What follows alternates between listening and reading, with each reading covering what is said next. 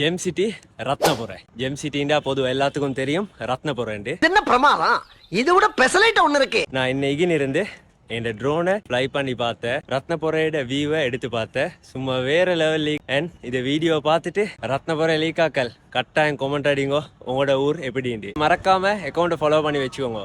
கோ இந்த வீடியோவை பார்ப்போம்.